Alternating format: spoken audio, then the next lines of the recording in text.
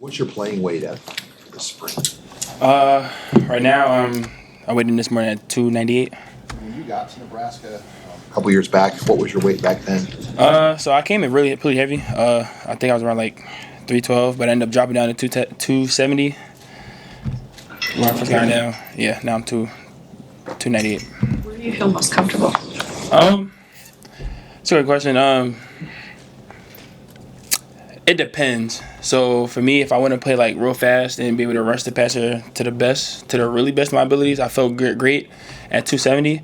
But right now, I feel real comfortable of doing both stopping the run and playing the pass at 298. Elijah, I remember you announced pretty early in December, like, I'm coming back for another year. Just what made you excited to do it, and what are you setting forward as your goals for this season? Yeah, I don't know. It was just having to talk with my family. At first I was contemplating whether I wanted to come back or not. I didn't know if I wanted to continue football, but then family talked to me, like, it's just one more year. You might as well just take advantage of it as much as possible. So I just said, why not? You got a new position coach, new defense coordinator. Phil Snow's associate head coach, worked with Rule for a long time. What's it been like with this new coaching staff, and how has it been, getting used to them?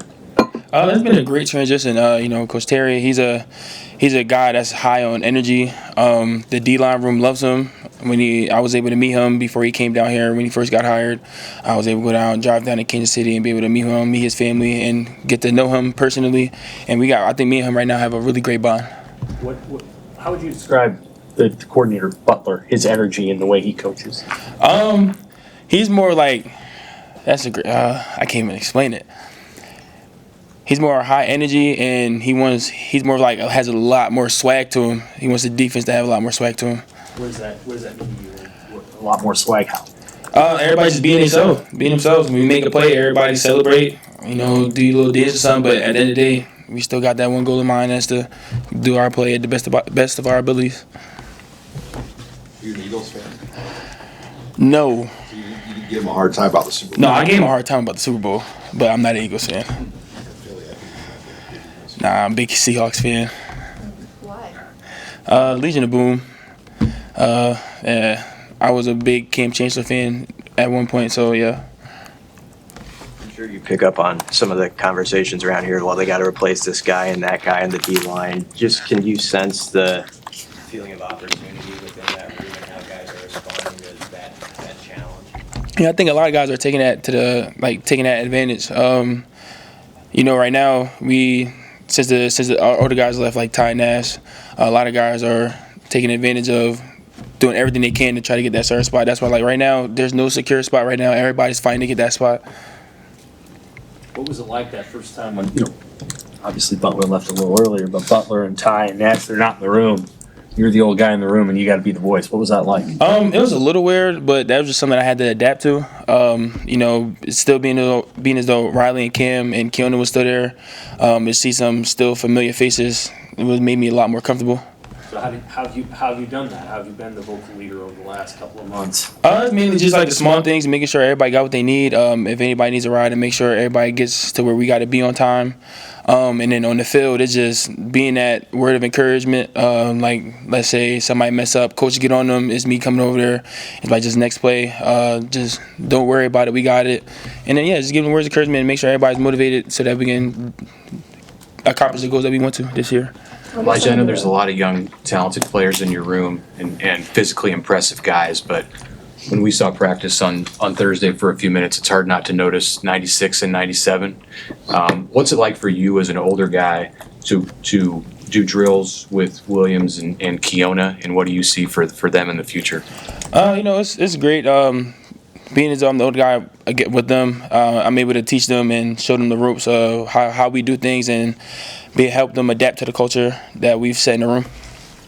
With Nash and Ty, just what are some of the leadership lessons that you learned from them that you're carrying over into your new role?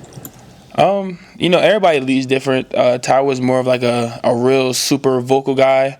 Nash was the type of guy to lead by example. He was like the Papa Bear of the group, so he was the more like the sentimental guy. So I know it's like, for me, I learned from them is a mixture of both.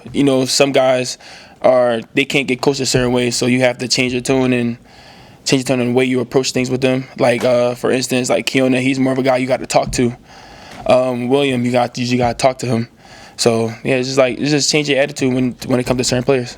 What's kept you going, or what's motivated you throughout your college career? You know, you have to have some patience at times to stick with it. What is your motivation for? My motivation is my family, my fiance and my son. I come home to them every day. There was times where I wanted to give up, I wanted to quit, but my fiance told me, you better not do it, because, I mean, you're this far, so why just give up? And then my son, on the other hand, he was able to teach me a lot of patience. You know, he's a handful, but I love him, and that's my guy, so everything I'm doing now is for him. How old is he? He'll be 2 in July. How hard is that to juggle school, football, family, college work? It's pretty hard. It's something I had to adapt to. It took a little minute, but I think we got a great routine now. So now as they come to practice every day, I'm able to see them as much as I can. Sometimes when I watch film, I bring them with me, so that way I'm still doing what I gotta do with spending quality time with my family as well. Yeah, I mean it's been pretty easy so far. How has fatherhood helped you with football at all? Like I said before, it taught me a lot of patience. I know, it just really taught me a lot of patience. Because when I first got, I didn't have patience. I wasn't patient at all. I was eager to do stuff, but having Coda, they would taught me to slow things down and just take everything step by step, because it can be going in an instant. How do you spell his name? Coda, Kodah. Anything else for Elijah? All right. Thank you. Appreciate it. Thank you.